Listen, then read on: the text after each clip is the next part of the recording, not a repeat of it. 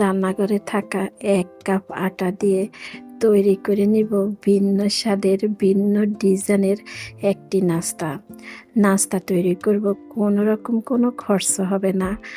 আটার সাথে সামান্য চিনি মিশিয়ে তৈরি করে নিব ভিন্ন স্বাদের নাস্তা। এই নাস্তাটি আপনিও তৈরি করে নিতে পারেন।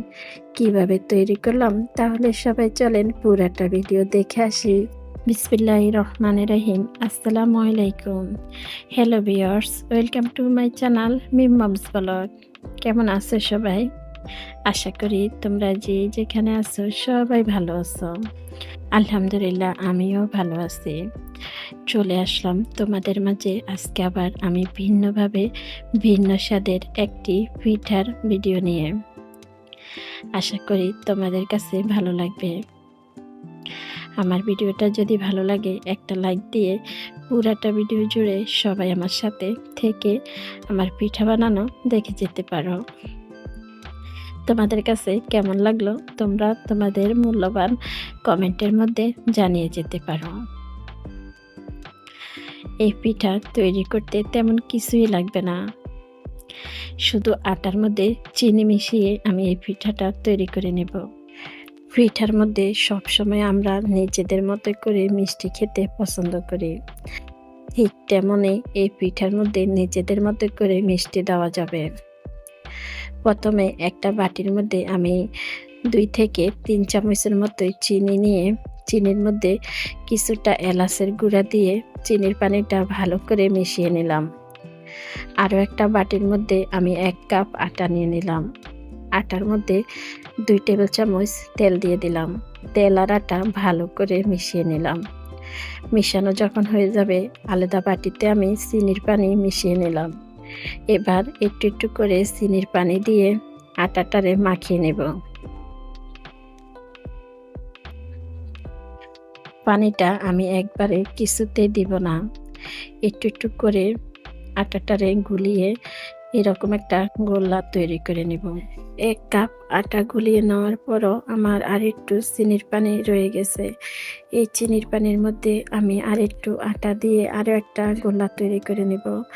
আরও একটা গোলা তৈরি করে নিয়ে আসলাম। এবার আমি ঢাকনা দিয়ে ঢেকে রেখে দিব 20 মিনিটের জন্য। 20 মিনিট পর ফিরে আসলাম। 20 মিনিট পরে আমি একই সাইজের 3টা লিচি কেটে নিলাম। এবার আমি রুটি তৈরি করে নিব। রুটিটা একদম পাতলা করে একটা রুটি তৈরি করে নিব। রুটি তৈরি হয়ে গেছে। রুটি আমরা কম বেশ সবাই তৈরি করতে পারি। এবার এরকম একটা মুখা নিয়ে আসলাম। এবার আমি মুখা দিয়ে ছোট ছোট করে সবগুলা কেটে নিব। আপনারা যে কোনো কিছুর মাপে এক সাইজে সবগুলা কাটলে হয়ে যাবে। এবার আমি 2 মাথা পাকা রেখে একটা পিৎজা কাটার দিয়ে মাঝখানে এভাবে দাগ কেটে নিব।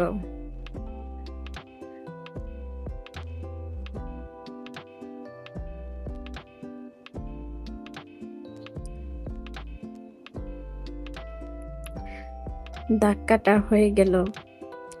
এবার সামান্য একটু পানি লাগিয়ে নেব 2 মাথার মধ্যে।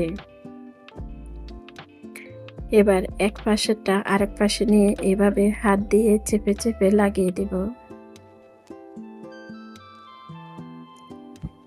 একইভাবে করে আমি আরও একটা পিঠা তৈরি করে নেব। 2 মাথা ফাঁকা রেখে মাঝখানে দাগ কেটে 2 মাথার মধ্যে পানি লাগিয়ে নেব। পানি লাগিয়ে 2 মাথা একসাথ করে হাত দিয়ে চেপে চেপে লাগিয়ে দেব। একইভাবে করে আমি সবগুলা পিঠা তৈরি করে নেব।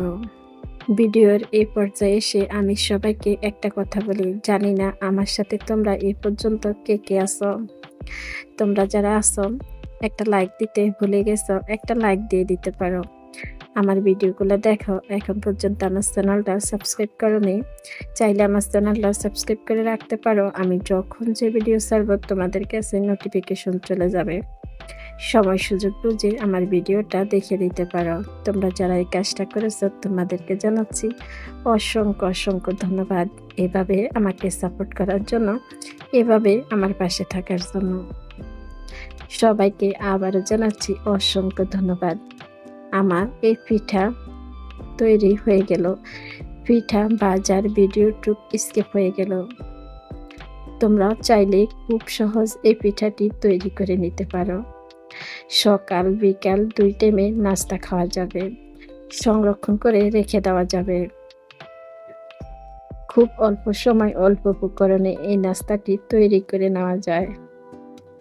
খুবই মজার একটি পিঠা, তৈরি করে দেখতে পারো সবাই। আজকের মতো আমি এখানেই বিদায় নিলাম। তোমরা সবাই ভালো থাকো, সুস্থ থাকো। দেখা হবে, কথা হবে পরবর্তী ভিডিওতে। ওই পর্যন্ত তোমরা সবাই ভালো থাকো। আল্লাহ হাফেজ। আসসালামু আলাইকুম।